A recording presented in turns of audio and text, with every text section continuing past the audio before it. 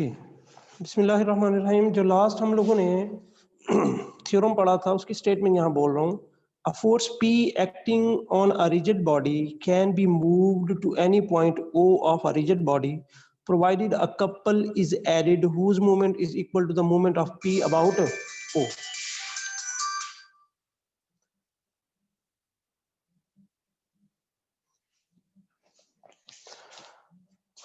तो आप पॉइंट पे आ जाएं इस पे या इसको थोड़ा सा एक्सप्लेन करके बताऊं कि अगर हम लोगों ने एक बॉडी के ऊपर फोर्स हम लोग एक्ट कर रहे होते हैं तो वो फोर्स की लाइन ऑफ एक्शन जैसे ही चेंज करेंगे, किसी पॉइंट टू पॉइंट चेंज करेंगे तो हमें वो फोर्स और उसके साथ एक कपल जो है एडिशन में मिलता है। तो ये फोर्स जो हम लोगों ने थ्योरम ये हम लोगों ने प्रूफ कर लिया हुआ था। अब हमारा थ्योरम स्टार्ट होगा इसका रिवर्स।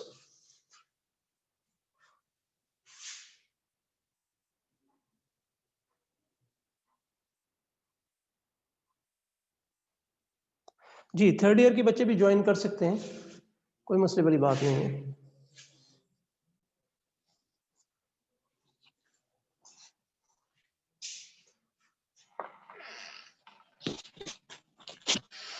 हम 2 मिनट यहाँ वेट करेंगे, बच्चे बार बार कह रहे हैं वेट करने का। आप हम 2 मिनट वेट कर रहे हैं, आप आ जाएं, लेक्चर स्टार्ट होगा।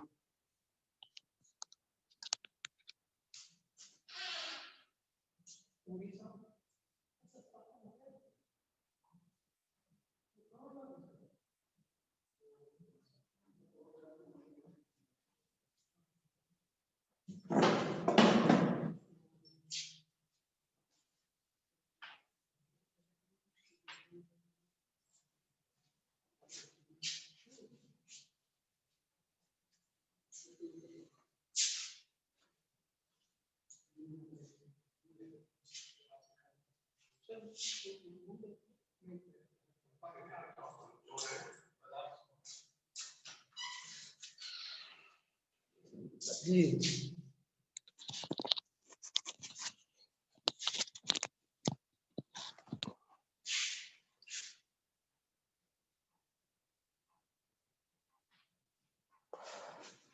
जी, हमारा लेक्चर स्टार्ट होगा।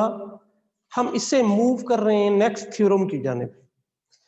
अब नेक्स्ट थ्योरम जो है वो इस चीज का कन्वर्स है। अभी मैंने आप लोगों को थ्योरम बताया था, वो क्या था कि अगर एक फोर्स किसी रिजिड बॉडी के ऊपर एक्ट कर रही है और वो उसका जो लाइन ऑफ एक्शन है जैसे ही हम लोग चेंज करते हैं तो हमें वो फोर्स और प्लस उसके साथ एक कपल एडिड जो है वो कपल मिलता है।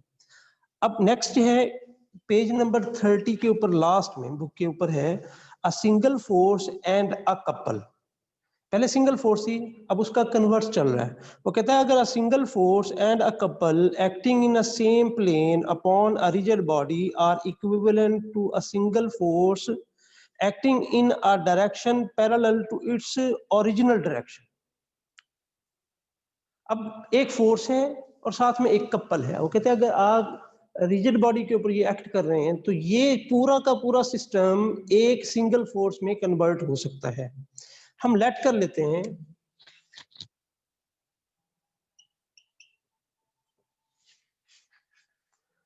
लेट कर लें P और माइनस P जो है एक कपल है। दूसरी चीज F B R फोर्स, ये हम लोगों को गिवन है। ये दो चीजें हम लोगों को गिवन है कि एक कपल है और एक फोर्स जो है वो एक रिजिड बॉडी के ऊपर एक्ट कर रही है। अब हम लोगों ने जो चीज प्रूफ करनी है वो ये है कि ये पूरा का पूरा सिस्टम जो है वो सिंगल फोर्स के इक्वल है। ठीक है जी।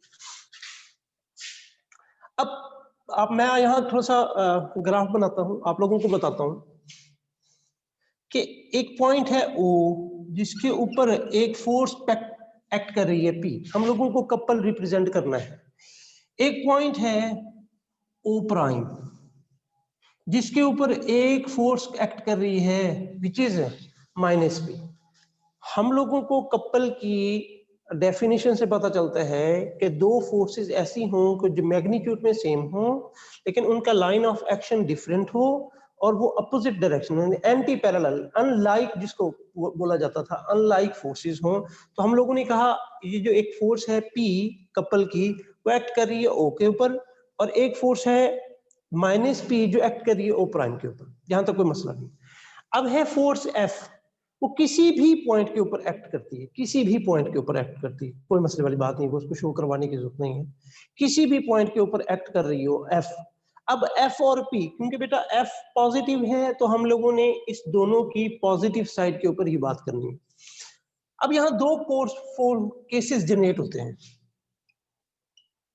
केस 1 कि F जो है वो पैरेलल है P के, एक है F पैरेलल है P के। केस 2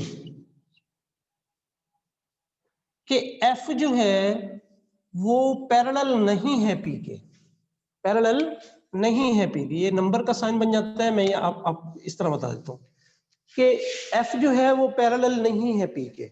अब केस 2 को लेकर के चलते हैं। केस 1 जो है वो आसान है, यहां से आप लोगों को इसकी डायरेक्शन यहां बता देता हूं, इसको डिटेल में यहां पढ़ा देता हूं आपको। अब सबसे पहले बेटा केस 2, अगर F and P are not parallel, अगर F और P जो है वो पैरेलल नहीं होंगे,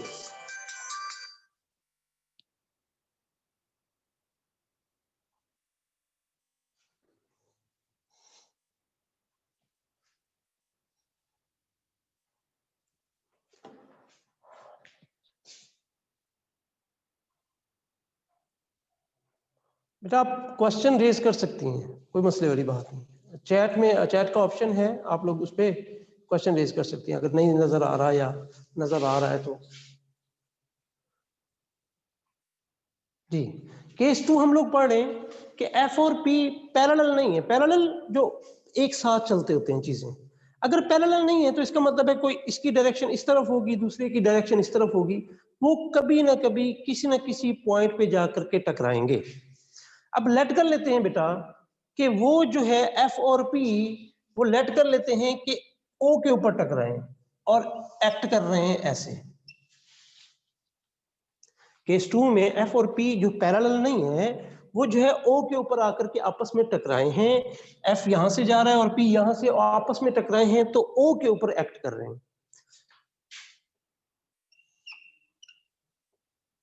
मैं पूरी एक ग्राफ बना देता हूं।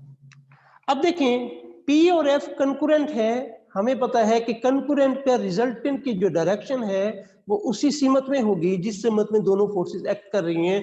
तो लेट कर लेते हैं इसका जो रिजल्टेंट है वो R है, which is equal to P plus F।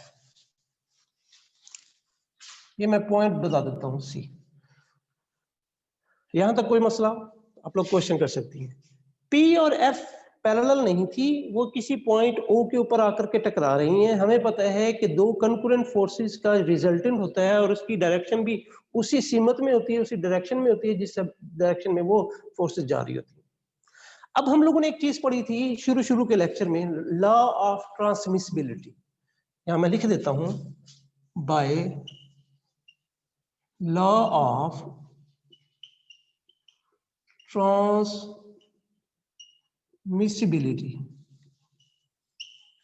Law of transmissibility क्या कहता है, आप लोगों को याद होगा कि हम किसी भी फोर्स के लाइन ऑफ एक्शन को चेंज कर सकते हैं, किसी भी फोर्स के लाइन ऑफ एक्शन को चेंज कर सकते हैं। लेट्स सपोज अब आप लोगों के पास दोनों फोर्सेस खत्म, ये दोनों फोर्सेस एक फोर्स के मुताबिक आ गई, which is R, which is equal to P plus F. अब ये एक्ट कर रही है ओ के ऊपर। लॉ ऑफ ट्रांसमिसिबिलिटी क्या कहती है कि आप उसकी पूरी लाइन ऑफ एक्शन के ऊपर आप उसका जो एक्टिंग पॉइंट है वो चेंज कर सकती है। हम इस आर को इधर ले आते हैं, ये P प्लस एफ है। अब ये जो R है ये O प्राइम के ऊपर एक्ट कर रही है, बॉडी के ऊपर कोई फर्क नहीं पड़ता। हम by law of transmissibility R is equal to P plus F की जो लाइन ऑफ एक्शन है is changed and acting O prime. अब आप लोगों के पास ये force R is equal to P और F जो O पे एक्ट कर रही थी अब O प्राइम पे एक्ट कर रही है। अब मैंने क्या किया कि अब यहां आने के बाद इसको रिजॉल्व कर दिया। रिजॉल्व कैसे किया? जिस तरह वो पहले O पे एक्ट कर रही थी वैसे ही रिजॉल्व कर दिया। ये F और ये P by law of transmissibility से हम लोगों ने लाइन ऑफ एक्शन चेंज किया। R is equal to P plus F का जो O पे कर रहा था हम O प्राइम पे ले आए। O प्राइम पे आने के बाद हम लोगों ने इसको दोबारा रिजॉल्व कर दिया। रिजॉल्व कर सकते हैं क्योंकि रिजॉल्व फोर्सेस का कंकरेंट ले सकते हैं उसी डायरेक्शन में, तो कंकरेंट को फोर्सेस को दोबारा रिजॉल्व कर सकते हैं। अब सिस्टम में देखें, अब आप लोगों के पास तीन फोर्सेस बच रही हैं बेटा, एक P है, एक F है, एक माइनस P है। आप देखें इसमें P और माइनस P एक ही पॉइंट पे अपोजिट डायरेक्शन में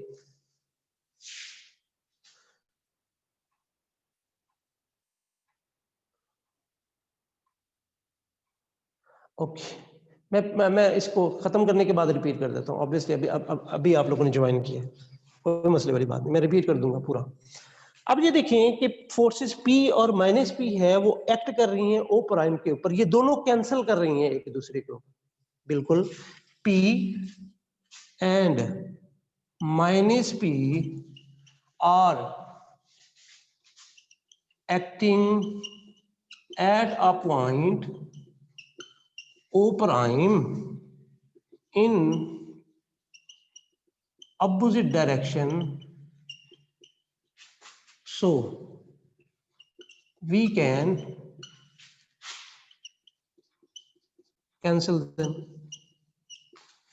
तो बाकी क्या बचा? बाकी हमारे पास सिर्फ एक फोर्स ही बची। ओके अब क्वेश्चन रेज करें 2273 वाला। ठीक है, मैं पूरा रिपीट कर दूंगा बाद में। अब हमारे पास पूरा एक ही फोर्स बची और ये हमारा थ्योरम प्रूफ हो गया। थ्योरम की स्टेटमेंट क्या थी कि अगर एक फोर्स और एक कपल किसी रिजिड बॉडी के ऊपर एक्ट कर रहा हो तो वो सिंगल फोर्स के इक्वल होता है। ये हम लोगों ने प्रूफ कर दिया। पूरा सिस्टम एक सिंगल फोर्स के इक्वल हुआ, तो इस केस में प्रूफ हो गया। अब हमारे पास है केस 1 जो पहले था कि अगर F और P आपस में पैरेलल है, अगर F और P आपस में पैरेलल है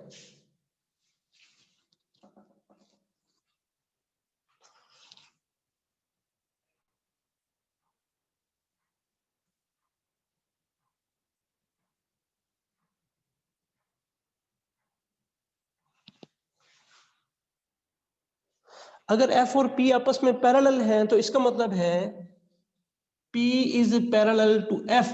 तो दो पैरेलल फोर्सेस हमेशा आपस में बराबर होती हैं। तो अब रिजल्टेंट क्या बनेगा? होना चाहिए था F प्लस P और माइनस P, ऐसे होना चाहिए था। अब हमारे पास है R is equal to F, क्योंकि पैरेलल है P के तो F की जगह हम P रखेंगे, प्लस P और माइनस P आपस में कैंसिल कर दें। अब रिजल्टेंट आप लोगों के पास एक ही फोर्स बची P। तो दूसरे केस में भी हम लोगों ने अपने थ्योरम को प्रूव कर लिया। अब मैं रिपीट करने वाला हूं इससे ना पूरे के पूरे। सबसे पहले हम लोगों ने देखा ये थ्योरम है कहां पर। आप बुक ओपन कीजिएगा, आपके पास पेज नंबर 30 है और 30 के लास्ट में आप लोगों का ये थ्योरम है। ये थ्योरम इससे पहले जो लास्ट थ्योरम हम लोगों ने पढ़ा था उसका कन्वर्स है, उसका रिवर्स है। कन्वर्स नहीं, रिवर्स है उसका टोटल।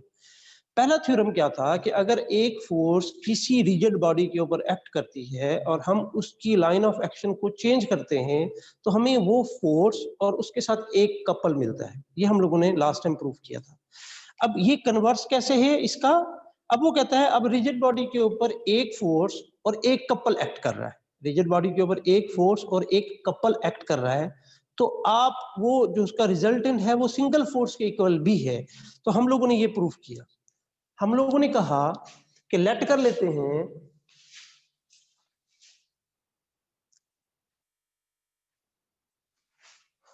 सर जी टॉपिक बता दें, कहीं से पढ़ना रह गया है। चलें, अब आई थिंक सो मैंने आप लोगों को बता दिया हुआ कि पेज नंबर 30 जो है आप लोगों ने पढ़ना है। ये टॉपिक आप लोगों को बता दिया हुआ। अगर आप लोगों को समझ आ गई है तो रेज योर हैंड। जिन्होंने क्वेश्चन पूछा है अगर उन्हें समझ आ गई है तो रेज योर हैंड, अदरवाइज मैं दोबारा बता देता हूँ। Okay okay, page number 30 last में आप लोगों को थ्योरम मिल गया होगा, मैं इसको रिपीट कर रहा हूँ दोबारा। अब लेट किया कि जो उस बॉडी के ऊपर एक्ट कर रहा था वो आप लोगों के पास कपल है P माइनस P की फॉर्म में और एक फोर्स है F। तो हम लोगों ने P और माइनस P को पहले एक्ट करवाया। यहाँ दो फोर्स, ये केसेस बाद में रिएक्ट करता हूँ। मैंने कहा था कि एक पॉइंट है O जिसके ऊपर P एक्ट कर रही है और एक पॉइंट है O प्राइम जिसके ऊपर माइनस P एक्ट कर रही है। कपल को रिप्रेजेंट कराना बहुत ज्यादा जरूरी था। हमने कहा पूरे सिस्टम में कहीं के ऊपर भी एक जो फोर्स हमें साथ में दी हुई है F, वो भी एक्ट कर रही है, वो किसी भी पॉइंट पे एक्ट कर सकती है। अब आपको पास बेटा दो केसेस बनते हैं, एक तो है कि F और P आपस में पैरेलल होंगे या F और P आपस में पैरेलल नहीं होंगे। तो हमने केस 2 को पहले स्टडी किया। अब केस 2 क्या है, हमने कहा F और P आपस में पैरेलल नहीं है, तो जब दो नॉन पैरेलल फोर्सेस आपस में एक्ट कर रही होती हैं वो किसी ना किसी पॉइंट के ऊपर टकराएंगी।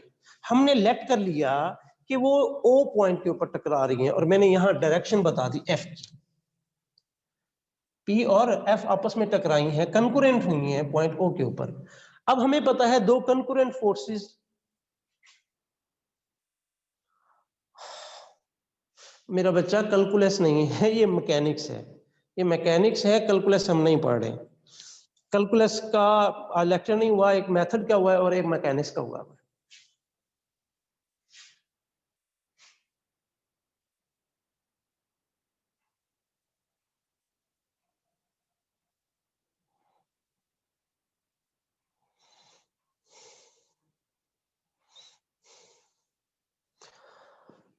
कैलकुलस नहीं है, ये मैकेनिक्स की बुक है। थर्ड ईयर वालों को मैकेनिक्स का शायद पता नहीं होगा, ये मैकेनिक्स की बुक है। चलें, अब ये दो कंकरेंट फोर्सेस का रिजल्टेंट है R is equal to P plus F। फिर मैंने कहा बाय लॉ ऑफ ट्रांसमिसिबिलिटी, ये क्या बताती थी कि आप अगर किसी एक लाइन के ऊपर कोई एक फोर्स एक्ट करती है तो लाइन ऑफ एक्शन चेंज कर लें, कोई फर्क नहीं पड़ता। ये हम लोगों ने शुरू में पढ़ा। तो हमने कहा ये जो फोर्स R थी P प्लस F जो एक्ट कर रही है O के ऊपर, हमने उसी लाइन ऑफ एक्शन के उसको एक्ट करवा दिया O प्राइम पे। ये देखिए R is equal to P plus F जो यहाँ एक्ट कर रही थी ये O प्राइम पे एक्ट कर रही है। फिर मैंने क्या किया, इसको रिजॉल्व कर दी। जो बातें मैं बेटा बता रहा हूँ आप लोगों ने इसको साथ साथ में लिखना है ताकि एग्जामिनर और चेकर जो है वो साथ साथ में उसके लिए आसानी हो जाए। तो मैंने कैसे रिजॉल्व किया, F को ऐसे रिजॉल्व किया जो O की रिजॉल्वेशन थी, जहां O के ऊपर एक्ट कर रही थी इसी तरह O प्राइम पे भी एक्ट कर रही है। और P को कैसे रिजॉल्व किया कि जिस तरह O पे रिजॉल्व कर रहे थे इसी तरह हम लोग O प्राइम पे भी रिजॉल्व कर रहे हैं। अब आप लोगों के पास तीन फोर्सेस बन गए, एक P, F और माइनस P। अब ये देखें P और माइनस P आपस में एक दूसरे को कैंसिल कर देंगी तो हमारे पास पूरे सिस्टम में किसके क्या बचेगा, एक फोर्स F बचेगी। यहां हमारा थ्योरम प्रूफ होता है कि एक कपल और एक फोर्स अगर एक्ट कर रही है तो उसका रिजल्टेंट एक फोर्स के इक्वल है। अब है case number 2, case number 1 sorry, case number 1 है F और P पैरेलल है। तो बेटा अगर F और P आपस में पैरेलल हो तो क्या होता है, दोनों आपस में सेम होंगी। अगर दोनों सेम होंगी तो रिजल्टेंट क्या होना चाहिए था, PF plus P minus P। तो अगर ये F के इक्वल है, पैरेलल इक्वल है, तो इसका मतलब है R is equal to P plus P minus P। F की जगह P ऐड कर दिया, दो फोर्सेज आपस में कैंसिल होगी तो हमारा रिजल्टेंट किसके इक्वल हो जाएगा मेरा बेटा, एक फोर्स के। तो इस केस में भी हम लोगों ने अपना थ्योरम प्रूव कर लिया। अब मुझे आप लोगों ने रेज हैंड करना है, अगर आप लोगों को समझ आता है तो आगे मूव करते हैं।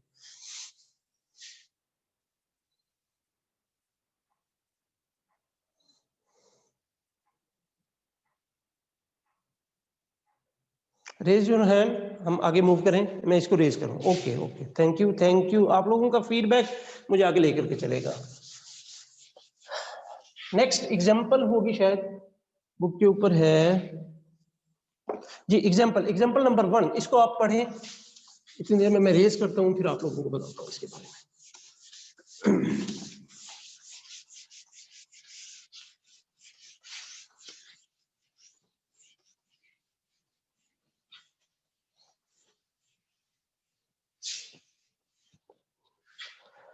जी नेक्स्ट है एग्जांपल नंबर 1, पेज नंबर 31 के ऊपर है। मैं इसको जोर से पढ़ लेता हूं। If three forces are represented in a magnitude, direction and position by the side of the triangle taken in order, they are equivalent to a couple. वो कहता है अगर तीन फोर्सेस हैं और वो एक ट्राइंगल के ऊपर एक्ट कर रही हैं, आपने प्रूफ करना है वो एक कपल के इक्विवेलेंट है, यानी कि इक्वल है, आप लोगों ने ये प्रूफ करना है। इससे आगे जाने से पहले मेरे बेटा, आप ये जहां खत्म हो रही है उसी पेज के ऊपर एग्जांपल नंबर 2 से ऊपर आप देखें एक और स्टेटमेंट इटैलिक में लिखा हुआ है, उसको पढ़ें।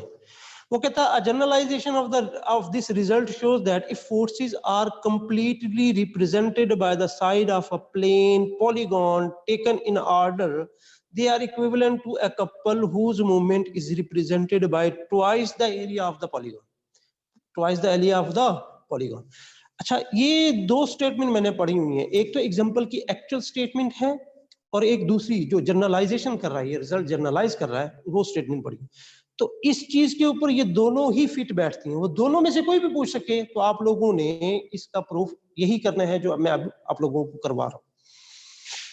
रेज योर हैंड अगर आप लोगों को स्टेटमेंट समझ आई। एक ट्राइंगल है टेकन इन ऑर्डर, ये देखना है जहन में, तो वो हम लोगों ने प्रूफ करना है कि वो एक कपल के इक्विवेलेंट है। ये सारी इसी पिक्चर के ऊपर ही समझ आ जाएगी सारा का सारा।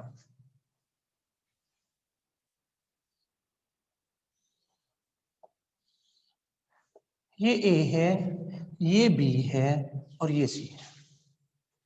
ए बी सी हम लोगों ने taken order, taken in order का मतलब क्या होता है बेटा, कि आप बी सी ए और ए बी लेंगे। अब बी सी और ए सी नहीं ले सकते, बी सी ए और ए बी लेंगे।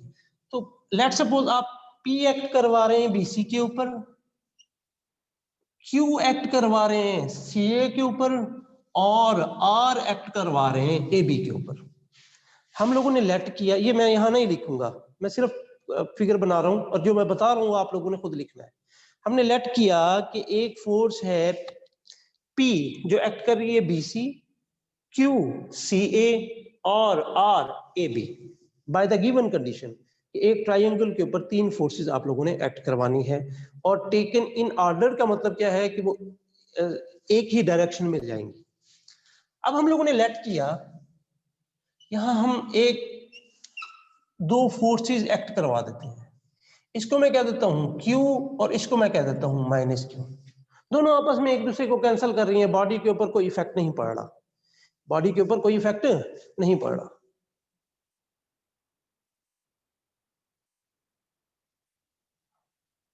आप कनेक्टेड हैं?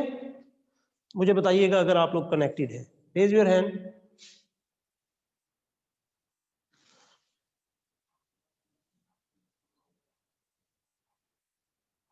ओके, अच्छा अब मैंने क्या किया, पॉइंट बी के ऊपर एक दो फोर्सेस एक्ट करवा दी, एक है Q और एक है -Q, क्योंकि ये आपस में एक दूसरे को कैंसिल कर रही हैं तो हमारे ओरिजिनल के ऊपर कोई फर्क नहीं पड़ता। अब डायरेक्शन चेंज कीजिएगा, देखिएगा ये डायरेक्शन, ये पॉइंट है बी, ये आप लोगों के पास फोर्स है P और ये आप लोगों के पास है Q। अब मुझे बताइएगा ये दो कंकरेंट फोर्सेस का रिजल्टेंट क्या होगा, उसकी डायरेक्शन यहां होगी, ये देखिए इस तरफ। लेट मैं उसको R ही कह देता हूं। ये जो R नियर है ये क्या है, P और Q जो एक्ट कर रही है B के ऊपर, इनका रिजल्टेंट है। P और Q खत्म हो गए, इनका रिजल्टेंट R।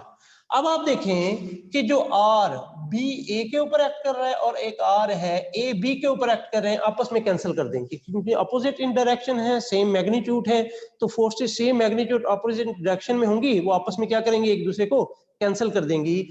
ना P रहा ना Q रहा ना अब R रहा, आपके पास बचा क्या, आपके पास बची एक फोर्स Q जो CA के ऊपर एक्ट कर रही है और एक फोर्स -Q जो B, मैं इसको D कह देता हूं और इसको E कह देता हूं, जो BE के ऊपर एक्ट कर रही है। मुझे बताएं, ये Q है जिसकी डायरेक्शन जो एक्ट कर रही है C के ऊपर और ये -Q है जो एक्ट कर रही है B के ऊपर, ये दोनों मिलकर के क्या बनाती हैं,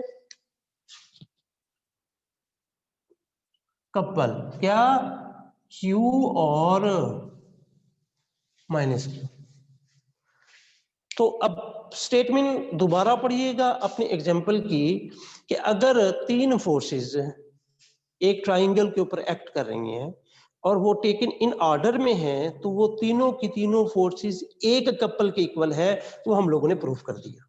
अब नीचे वाली जो साथ में है वो है मैग्नीट्यूड। वो कहता है जो इन कपल की जो मैग्नीट्यूड है बेटा, वो दो हिस्सों में, एक ट्राइंगल को दो हिस्सों में तकसीम कर देती है।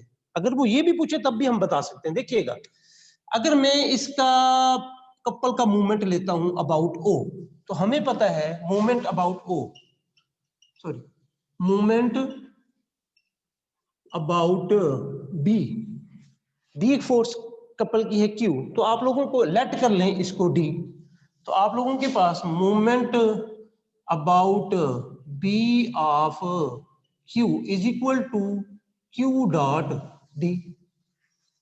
ये वाला पॉइंट आप लोगों को समझ आया? Q dot D.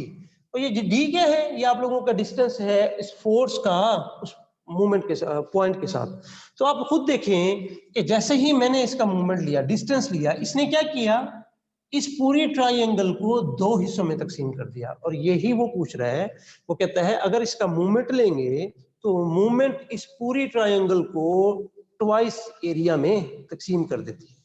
आप लोगों को ये एग्जांपल समझ आती है? और रेज योर हैंड, और अगर कोई प्रॉब्लम है तो आप लोग पूछ सकती हैं। फिर आगे मूव करते हैं। ओके, कुछ ये कंटिन्यूअसली समझ आ रही है, माशाल्लाह, अच्छी बात।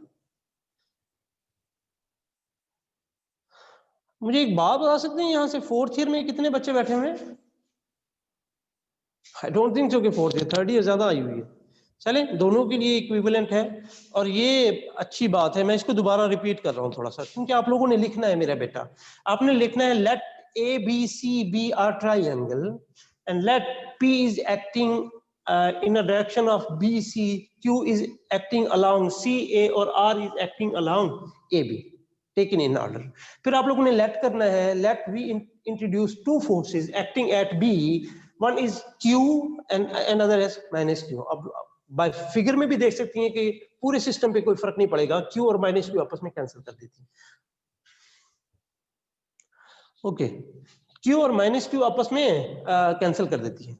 अब आप इस सिस्टम को दोबारा देखिएगा। अब आपके पास है P और आप लोगों के पास है Q। ये देखें B के ऊपर एक्ट कर रही हैं, तो जो कंकरेंट फोर्सेस हैं इनकी डायरेक्शन इस तरफ है, तो ऑब्वियसली इसकी रिजल्टेंट की डायरेक्शन भी इस तरफ होगी। तो हम लोगों ने लेट कर लिया R इन दोनों का रिजल्टेंट है। अब P और Q खत्म हो गई, इनकी जगह ये R आ गया। अब हमारे पास अभी आगे चलने से पहले P Q, एक R ये, एक R ये आप लोगों के पास है। सॉरी, P खत्म है, P और Q की जगह R आ गया हुआ है। तो आप लोगों के पास है Q R R और माइनस Q। आप देखें कि ये R जो B A के अलॉन्ग एक्ट कर रहा है और R A B के अलॉन्ग एक्ट कर रहा है, आपस में एक दूसरे को कैंसिल कर देते हैं। अपोजिट इन डायरेक्शन है, सेम मैग्नीट्यूड है, दोनों फोर्सेस आपस में। अब हमारे पास ये भी खत्म हो गया, ये भी खत्म हो गया, ये भी खत्म हो गया और ये भी खत्म हो गया। अब हमारे पास दो फोर्सेस बचे हैं, एक बेटा Q और एक माइनस Q। अब कपल की डेफिनेशन क्या कहती है कि अगर same magnitude, opposite in direction और मुख्तलिफ लाइन ऑफ एप्लीकेशन के ऊपर एक्ट कर रही हूँ, दो फोर्सेस हैं, वो एक कपल बनाती हैं। यही हम लोगों ने प्रूव करना था, कपल है। फिर नीचे मैंने आप लोगों को इटैलिक वर्ड में मैंने कहा वो चीजें पड़ी हुई हैं, अगर वो उसमें ऐड करता है, वो क्या कहता है कि अगर इसका मूवमेंट लिया जाए, इस कपल का मूवमेंट लिया जाए, तो ये मूवमेंट इस पूरी ट्रायंगल को दो हिस्सों में तकसीम कर देता है, एरिया को दो हिस्सों में तकसीम कर देता है। अगर मैं मूवमेंट Q का लेता हूं अबाउट B, तो हमें पता है फोर्स मल्टीप्लाई बाय डिस्टेंस होता है। तो मैंने लेट कर लिया, डिस्टेंस ये है। अगर हम अब डिस्टेंस की तरफ देखें तो ये पूरे ट्रायंगल को कितने हिस्सों में तकसीम कर रहा है? दो हिस्सों में। तो इसके साथ ही हमारा ये प्रूफ खत्म हो जाता है। आई थिंक सो फिलहाल के लिए काफी है। अगर आप लोग और पढ़ना चाहती हैं, रेज योर हैंड, मैं यहाँ हूँ, मौजूद हूँ, आप लोगों को पढ़ा देता हूँ। और हमारा लेक्चर का टाइम क्या है? चौहान साहब कहते हैं इसको आप लोगों ने मद्देनजर रखना है, लेक्चर का टाइम। जी बेटा, कोई क्वेश्चन हो आप लोग उसके बारे में पूछ सकती हैं। सबसे पहले इसके क्वेश्चन की तरफ आते हैं।